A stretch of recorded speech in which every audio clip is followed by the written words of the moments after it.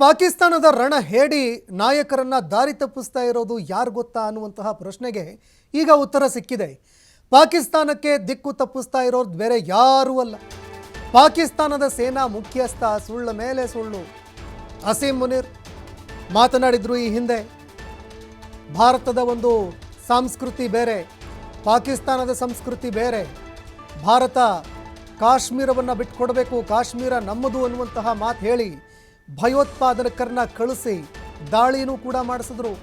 ಮತ್ತೊಂದೆಡೆ ಅದೇ ಭಯೋತ್ಪಾದಕರನ್ನ ಯಾವಾಗ ಭಾರತ ಹುಟ್ಟಡಗಿಸ್ತು, ಆ ಭಯೋತ್ಪಾದಕರ ಅಂತ್ಯಕ್ರಿಯೆಯಲ್ಲೂ ಕೂಡ ಇದೇ ಪಾಕಿಸ್ತಾನದ ಸೇನಾ ಮುಖ್ಯಸ್ಥ ಅಸೀಂ ಮುನೀರ್ ಹೋಗಿ ಪ್ರಾರ್ಥನೆ ಸಲ್ಲಿಸಿ ಬಂದಿದ್ರು.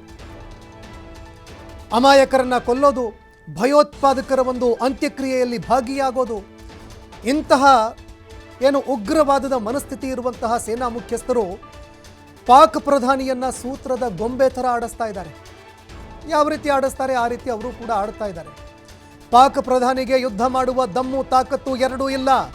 ಪಾಕಿಸ್ತಾನದ ಸಂಸತ್ತಿನಲ್ಲಿ ಅಲ್ಲಿನ ಸಂಸದರು ಕಣ್ಣೀರಿಡುವಂತಹ ಪರಿಸ್ಥಿತಿ ಬಂತು. ಪಾಕಿಸ್ತಾನದ ಸಂಸದರು ಪಾಕಿಸ್ತಾನದ ಪ್ರಧಾನಿಯನ್ನ ನೀನೊಬ್ಬ ಹೇಡಿ, ಕೈಲಾಗದಂತಹ ಹೇಡಿ, ನರಿ ಬುದ್ಧಿ ಅಂಥವನು ಅಂತ ಪಾಕಿಸ್ತಾನದ ಸಂಸದರು ಹೇಳ್ತಾ ಇದ್ದಾರೆ.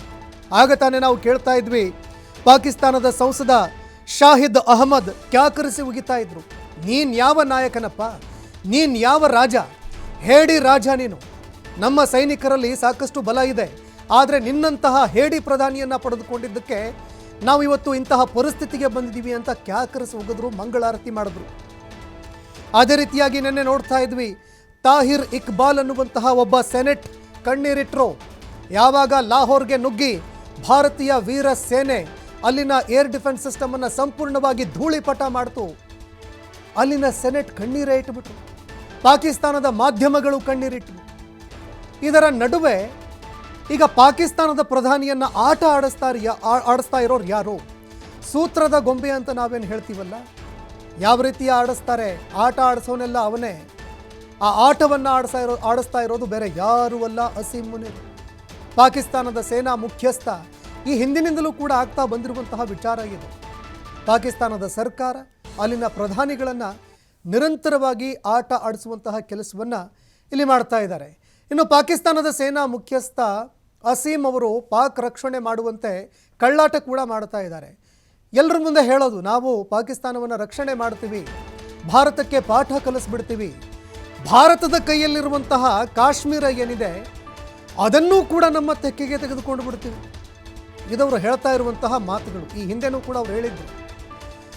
ಆದರೆ ಪಾಕಿಸ್ತಾನದ ಪರಿಸ್ಥಿತಿಯನ್ನು ಅಧೋಗತಿಗೆ ತಳ್ಳಿದ್ದು ಬೇರೆ ಯಾರೂ ಅಲ್ಲ, ಪಾಕಿಸ್ತಾನದ ಸೇನಾ ಮುಖ್ಯಸ್ಥ ಅಸೀಂ ಮುನೀರ್. ಆತನನ್ನು ನಂಬಿ ಇಡೀ ದೇಶ ಇವತ್ತು ಪರಿತಪಿಸ್ತಾ ಇದೆ. ತಕ್ಷಣ ಪದಚ್ಯುತಿ ಹೊಂದಬೇಕು, ಈ ಸ್ಥಾನಕ್ಕೆ ರಾಜೀನಾಮೆ ಕೊಟ್ಟು ನಡಿ ಮನೆಗೆ ಅಂತ ಸಾರ್ವಜನಿಕರು ಆಕ್ರೋಶ ಹೊರಹಾಕ್ತಾ ಇದ್ದಾರೆ. ಪಾಕಿಸ್ತಾನ ರಕ್ಷಣೆ ಮಾಡ್ತೀನಿ ಅಂತ ಏನು ಕಳ್ಳಾಟ ಆಡ್ತಾ ಇದ್ರು, ಆ ಕಳ್ಳಾಟ ಬಯಲಾಗ್ತಾ ಇದೆ. ಯುದ್ಧದ ನೆಪದಲ್ಲಿ ಪಾಕಿಸ್ತಾನವನ್ನು ದೋಚುವಂತಹ ದುಷ್ಟ ಬುದ್ಧಿಯನ್ನ ಪಾಕಿಸ್ತಾನದ ಸೇನಾಧ್ಯಕ್ಷರು ಇವತ್ತು ನಿನ್ನೆ ಹೊಂದಿಲ್ಲ. ಯಾವಾಗ ಪಾಕಿಸ್ತಾನ ಸೃಷ್ಟಿಯಾಯಿತು ಆಗಿನಿಂದ ಈಗಿನವರೆಗೆ 250 ಎಕರೆ ಭೂಮಿ ಕೊಡ್ತಾರೆ ಇವರಿಗೆ. ಯಾರು ಸೇನಾ ಮುಖ್ಯಸ್ಥರಾಗ್ತಾರೆ, ಯಾರ್ಯಾರು ಸೇನೆಯಲ್ಲಿ ಪ್ರಮುಖ ಹುದ್ದೆಯಲ್ಲಿದ್ದಾರೆ ಅವರಿಗೆ 100 ಎಕರೆ ಜಮೀನು, 100 ಕೋಟಿ ಆಸ್ತಿ ಕೊಡ್ತಾರೆ. ಹೀಗಿರಬೇಕಾದ್ರೆ ಅದನ್ನು ಬಿಟ್ಟು ಎಲ್ಲಿಗ್ರಿ ಹೋಗ್ತಾರೆ ಇವರು? ಮುಂದಿನ ಅಕ್ಟೋಬರ್ನಲ್ಲಿ ಅಸೀಂ ನಿವೃತ್ತಿ ಇದೆ. ಅಷ್ಟರ ಒಳಗಾಗಿ ಸಾಧ್ಯವಾದಷ್ಟು, ಎಷ್ಟು ಸಾಧ್ಯ ಅಷ್ಟು ದೋಚಿಕೊಂಡು ವಿದೇಶದಲ್ಲಿ ಎಲ್ಲೋ ಒಂದು ಕಡೆ ಆಸ್ತಿ ಮಾಡಿಕೊಂಡು ಈಗಾಗಲೇ ಕುಟುಂಬಸ್ಥರನ್ನ ಕಳಿಸಾಯಿತು.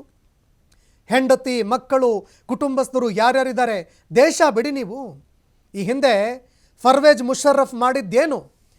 ಪಾಕಿಸ್ತಾನವನ್ನು ಸಂಪೂರ್ಣವಾಗಿ ಯುದ್ಧದ ಉನ್ಮಾದದಲ್ಲಿ ದೂಡಿ 1999ರಲ್ಲಿ ಹೀನಾಯ ಸೋಲನ್ನು ಕಂಡು ಪಾಕಿಸ್ತಾನ ಬಿಟ್ಟು ಸಾಕಷ್ಟು ಹಣ ಸಂಪತ್ತು ಮಾಡಿಕೊಂಡು ಬಿಟ್ಟು ಪರಾರಿಯಾಗಿ ಹೋದ, ಕಳ್ಳರಂತೆ ಓಡಿ ಹೋದಂತಹ ಹೇಡಿ.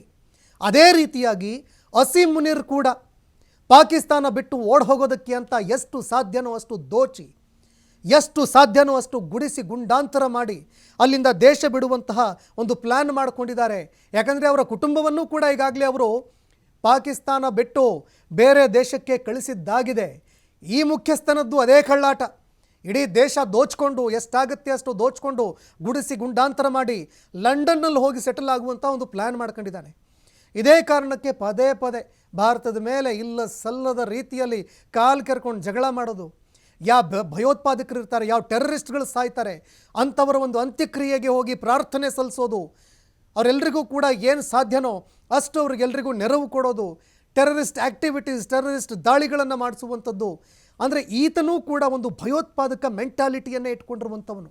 ಭಾರತದ ಜನರನ್ನು ನೋಡಿ, ನಾವು ಭಾರತವನ್ನು ಯಾವ ರೀತಿಯಾಗಿ ಹೊಡಿತಾ ಇದ್ದೀವಿ ನೋಡಿ, ಅಲ್ಲಿ ಭಾರತದ ಪರಿಸ್ಥಿತಿ ಹೇಗಿದೆ, ಆ ಉಳಿದಿರುವಂತಹ ಕಾಶ್ಮೀರ ಏನಿದೆ ಅದನ್ನು ನಮ್ಮ ತೆಕ್ಕೆಗೆ ತಗೋತೀವಿ ಹೀಗೆ ಹೇಳೋದು. ಈ ಕಿರಾತಕ ಅಸೀಮ್ ಯುದ್ಧ ಪ್ರಿಯ, ಆದರೆ ಜನಪ್ರಿಯ ನಾಯಕ ಅಲ್ಲ. ಯುದ್ಧ ಪ್ರಿಯ ಈತ, ಆದರೆ ಆ ದಮ್ಮು ತಾಕತ್ತಿಲ್ಲ. ಇವನ ವಿರುದ್ಧ ಪಾಕಿಸ್ತಾನದಲ್ಲೇ ಜನ ಈಗ ದಂಗೆ ಎದ್ದಿದ್ದಾರೆ.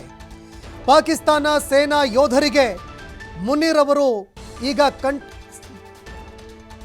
ಬಿಸಿ ತುಪ್ಪವಾಗ್ತಾ ಇದ್ದಾರೆ. ಮುನೀರ್ ಅವರ ವಿರುದ್ಧ ಅಲ್ಲಿನ ಸೇನೆ ಯೋಧರು ಈಗ ಮುನಿಸ್ಕೊಂಡಿದ್ದಾರೆ.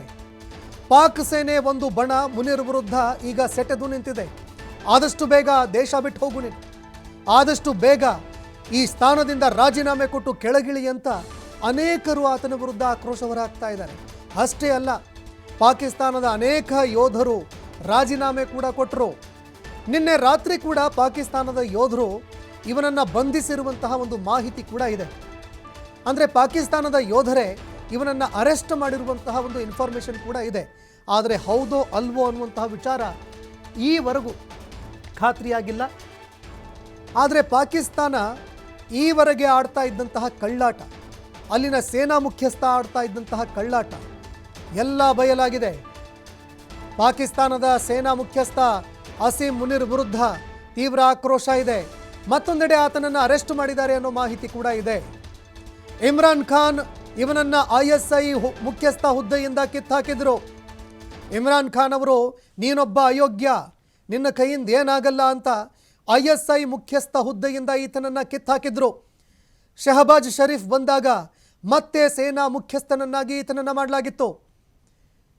ಇದೀಗ ಮುನೀರ್ನನ್ನು ಅರೆಸ್ಟ್ ಮಾಡಿದ್ದಾರೆ ಅನ್ನೋ ಮಾಹಿತಿ ಕೂಡ ಇದೆ. ಅದರ ಜೊತೆಗೆ ಪಾಕಿಸ್ತಾನದ ಪ್ರಧಾನಿ ಇಮ್ರಾನ್ ಖಾನ್ ಅವರ ಪರವಾಗಿ ಒಂದು ಅಲೆ ಕೂಡ ಏಳುತ್ತಾ ಇದೆ. ಇದಕ್ಕೆ ಪ್ರಮುಖ ಕಾರಣ ಏನು ಅಂತಂದರೆ, ಯಾವಾಗ ಇಮ್ರಾನ್ ಖಾನ್ ಅವರು ಪಾಕಿಸ್ತಾನದ ಪ್ರಧಾನಿಯಾಗಿದ್ದರು, ಆದಷ್ಟು ಯಾರ್ಯಾರು ಸೇನಾಧಿಕಾರಿಗಳಿದ್ದಾರೆ, ಯಾರ್ಯಾರು ಸಂಸದರಿದ್ದಾರೆ, ಯಾರ್ಯಾರು ಮಂತ್ರಿಗಳಿದ್ದಾರೆ, ಇವರು ಏನೆಲ್ಲ ದುಂದು ವೆಚ್ಚ ಮಾಡ್ತಾ ಇದ್ರಲ್ವಾ, ಐಷಾರಾಮಿ ಜೀವನವನ್ನು ಏನು ಬದುಕ್ತಾ ಇದ್ರು, ಅದೆಲ್ಲದಕ್ಕೂ ಫುಲ್ ಸ್ಟಾಪ್ ಹಾಕಿದ್ರು. ನಿಮಗೇನು ಖರ್ಚಾಗ್ತಾ ಇದೆ ದುಡ್ಡು, ಈ ದುಡ್ಡೇ ಹೆಚ್ಚು ಖರ್ಚಾಗ್ತಾ ಇರೋದು, ಇದು ದೇಶದ ಜನರಿಗೆ ಬಳಕೆಯಾಗಬೇಕು ಅಂತ ಅದಕ್ಕೆ ಫುಲ್ ಸ್ಟಾಪ್ ಹಾಕಿದ್ರು. ಇದೇ ಕಾರಣಕ್ಕಾಗಿ ಸೇನಾ ಅಧ್ಯಕ್ಷರಿಗೂ ಗೊತ್ತಾಯಿತು, ಈತ ನಾವು ಆಡಿಸಿದ ಹಾಗೆ ಆಟ ಆಡೋದಿಲ್ಲ ಅಂತ, ಇವನು ಕೈಗೊಂಬೆ ಅಲ್ಲ ಅಂತ. ತಕ್ಷಣವೇ ಸರ್ಕಾರ ಪಲ್ಲಟ ಆಗತ್ತೆ, ಸರ್ಕಾರವನ್ನು ಬೀಳಿಸುವ ಕೆಲಸಕ್ಕೆ ಮುಂದಾಗ್ತಾರೆ. ಇಮ್ರಾನ್ ಖಾನ್ ಅವರನ್ನು ಅರೆಸ್ಟ್ ಮಾಡಿಸಲಾಗತ್ತೆ. ಸಾಹಿರ್ ಸಂಶಾದ್ ಮಿರ್ಜಾ ಹೊಸ ಸೇನಾ ಮುಖ್ಯಸ್ಥ ಈಗ ಆಗ್ತಾರೆ ಅನ್ನೋ ಮಾತುಗಳು ಕೂಡ ಕೇಳಿಬರ್ತಾ ಇದೆ. ಅಸೀಮ್ ಮುನೀರ್ನನ್ನು ಅರೆಸ್ಟ್ ಮಾಡಿರುವ ಬಗ್ಗೆ ಪಾಕ್ ಸೇನೆ ಈವರೆಗೂ ಕೂಡ ಸ್ಪಷ್ಟೀಕರಣ ಕೊಡ್ತಾ ಇಲ್ಲ. ನಿನ್ನೆವರೆಗೂ ಪಾಕಿಸ್ತಾನದ ಸೇನೆ ಸಾಕಷ್ಟು ಮಾತನಾಡ್ತಾ ಇತ್ತು, ಸಾಕಷ್ಟು ಪ್ರೆಸ್ ಮೀಟ್ ಮಾಡ್ತಾ ಇತ್ತು, ಭಾರತಕ್ಕೆ ಉತ್ತರ ಕೊಡೋದಕ್ಕೂ ಕೂಡ ಮುಂದಾಗಿತ್ತು. ಆದರೆ ಈಗ ಪಾಕಿಸ್ತಾನದ ಸೇನೆ ಸಂಪೂರ್ಣವಾಗಿ ಮೌನ ವಹಿಸಿದೆ.